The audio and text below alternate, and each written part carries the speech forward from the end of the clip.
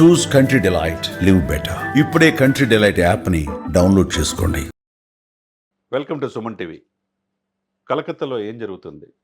ఆ రాష్ట్రంలో మహిళలకు భద్రతే లేదా అంటే అవునని అనిపిస్తుంది. ఎందుకంటే కలకట్టాకి వెస్ట్ బెంగాల్కి ముఖ్యమంత్రి ఎవరు? మమతా బెనర్జీ. తృణమూల్ కాంగ్రెస్ అధికారంలో ఉంది. కానీ ఎందుకు రోజు రోజుకి మహిళపైన అత్యాచారాలు జరుగుతుంది? ఆర్జేకర్ మెడికల్ కాలేజీలో మెడికో హత్య కేసు. వైద్యురాలని అత్యంత కిరాతకంగా అత్యాచారం చేసి హత్య చేసింది మరొక దుర్ఘటన నిన్న కలకటాలో జరిగింది. ఒక న్యాయ విద్యార్థిని అతి దారుణంగా అత్యాచారం చేసి ఎవరికి చెప్పుకుంటావో చెప్పుకున్నట్టుగా ఒక వాచ్మెన్ గదిలో నిర్బంధించి 7 గంటల కాడి నుంచి 11 వరకు ఆమెని అతి క్రూరంగా అత్యాచారం చేసిన ఘటన దేశం మొత్తం కూడా నిరసన తెలియజేస్తున్నారు. ఎందుకు సాక్షాత్తు మహిళా ముఖ్యమంత్రిగా ఉన్న తృణమూల్ కాంగ్రెస్ ఎందుకు చేయలేకపోతుంది? ఆ రోజు మెడికో ఎడ్యుకేషన్ న్యాయం జరగలేదు. చివరికి ఆమె లా అండ్ ఆర్డర్ని క్రమశిక్షణలో పెట్టాల్సిన ఆ ముఖ్యమంత్రి ఆమె ర్యాలీ చేయాల్సిన పరిస్థితి వచ్చింది. మళ్ళా అది మరొక న్యాయ విద్యార్థి మీద అంటే ఇటువంటి అత్యాచారాలు ఆ రాష్ట్రంలో జరగటం, తర్వాత రోహింగ్యాలు ఎక్కువగా వెస్ట్ బెంగాల్కే రావటం, ఇవన్నీ కూడా మనం ఏ విధంగా చూడాలి? మహిళలకు భద్రత లేదా అని చెప్పి అంటున్నారు. ఎందుకంటే సాక్షాత్తు తృణమూల్ కాంగ్రెస్ విద్యార్థి పరిషత్ ప్రధాన కార్యదర్శే ఈ అత్యాచార సంఘటనల ప్రధాన సూత్రధారి అంటే మరి అధికార పార్టీ ఏం చెప్తుంది ఇప్పుడు? రాష్ట్ర వ్యాప్తంగా నిరసనలు వెల్లువెక్కుతున్నాయి. సాక్షాత్తు ఇతనికి ఛాత్రీ పరిషత్ అని చెప్పి తృణమూల్ కాంగ్రెస్ విద్యార్థి సంఘం దాని ప్రధాన కార్యదర్శిగా ఉన్న మనోజ్ మిశ్రా, ఈయన అదే కాలేజీలో లా కాలేజీలో పూర్వ విద్యార్థి.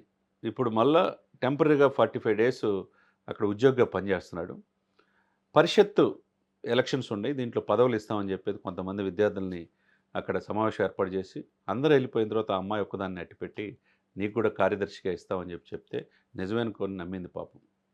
ఆమెతో పాటు ఫస్ట్ ఇయర్ చదువుకునే లా విద్యార్థులు ఇంకో ఇద్దరిని కలుపుకొని ముగ్గురు కలిసి అతి కిరాతకంగా అత్యాచారం చేసిన ఘటన తృణమూల్ కాంగ్రెస్ అధ్యక్షురాలు మమతా బెనర్జీ ఏం సమాధానం చెప్తారు?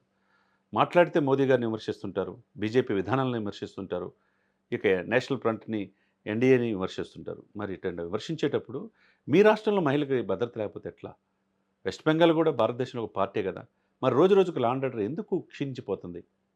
సింపుల్గా ఉంటాం, కామన్గా చిన్న మారుతి కారులో ఇస్త్రీ లేని బట్టలతో సామాన్య మహిళగా ఉంటానని చెప్పుకునే మమతా బెనర్జీ గారు రాష్ట్రంలో ఎందుకు ఇలా జరుగుతుందనేది చాలా మహిళా సంఘాలు కూడా రాష్ట్ర వ్యాప్తంగా కూడా దేశవ్యాప్తంగా కూడా నిరసనల్ని తెలియజేస్తున్నారు. ఇది కరెక్ట్ కాదు కదా. ఎందుకంటే ఆర్జీకర్ వైద్యశాలలో ఆ రోజు మెడుకొని అతి దారుణంగా అత్యాచారం చంపితే చాలా రోజులుగా నిమ్మక నీరెత్తినట్టు అధికార పార్టీ ఉంది. మళ్ళా సేమ్ ఇదే న్యాయ విద్యను అభ్యసించి లాయర్ అయిపోయి పేదవాళ్ళకి న్యాయం చేద్దాం అనుకున్న ఆ బిడ్డ చేసిన తప్పేంటి?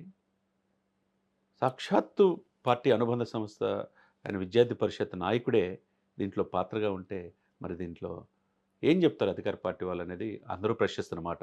ఇది కరెక్ట్ కాదు. ఎందుకంటే ఢిల్లీలో మనం చూసిన నిర్భయ హత్య కేసు తర్వాత దేశవ్యాప్తంగా ఒక చట్టాలు తీసుకొచ్చారు. మహిళకి అండగా ఉండాలని చెప్పన్నారు, శిక్షలు కఠినంగా ఉండాలన్నారు. ఎవరైతే రేప్ చేసే వాళ్ళని హత్య చేయాలని చెప్పి వాళ్ళకి ఉరేయాలని చెప్పేసి దేశవ్యాప్తంగా నిరసనలు ఉన్న ఈ సందర్భంలో ఎందుకు రోజు రోజుగా లా అండ్ ఆర్డర్ దిగజారిపోతుంది? ఒక మహిళా ముఖ్యమంత్రిగా ఉండిన కలకటాలో వెస్ట్ బెంగాల్లో ఎందుకు ఈ లా అండ్ ఆర్డర్ వీళ్ళ చేతులు లేకుండా పోతుంది? సాక్షాత్తు గవర్నర్ గారు అయినా జోక్యం చేసుకోవాలి. కేంద్ర ప్రభుత్వం హోంశాఖ అమిత్ షా గారు దీని మీద దృష్టి పెట్టాలని అనేక మంది చెప్తున్నారు. కాబట్టి ఈ దేశం ముందు లా అండ్ ఆర్డర్ ముఖ్యం, మహిళల భద్రత ముఖ్యం. అదేవిధంగా దీంతో పాటు ఉగ్రవాదులు చొరబడుకోకుండా ఇతర దేశాల నుంచి రోహింగ్యాలు కావచ్చు, ఎవరైనా కావచ్చు దేశంలో చొరబడకుండా ఆ రాష్ట్ర సరిహద్దులను మూసేయాల్సిన బాధ్యత ఆ రాష్ట్రాల ముఖ్యమంత్రికి ఉంటుంది.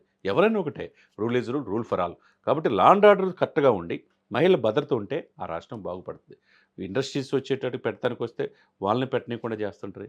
తర్వాత మతోన్మాదంతో బీజేపీ చెలరేగిపోతున్నారని వాళ్ళ మీద దాడులు చేస్తుంటారు.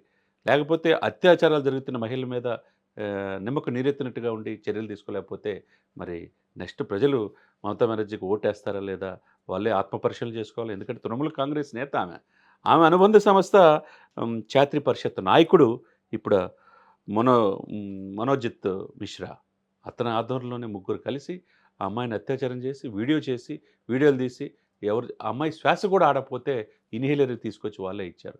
6 గంటలు నరకం అనుభవించింది. తర్వాత పోయి తల్లిదండ్రులతో పోయి పోలీసులు కంప్లెయింట్ ఇస్తే ఇప్పుడు మొత్తాన్ని జైలుకి పంపించి వారం రోజులు రిమాండ్‌కి పంపించారు. వాళ్ళకి బయటకి రాకూడదు.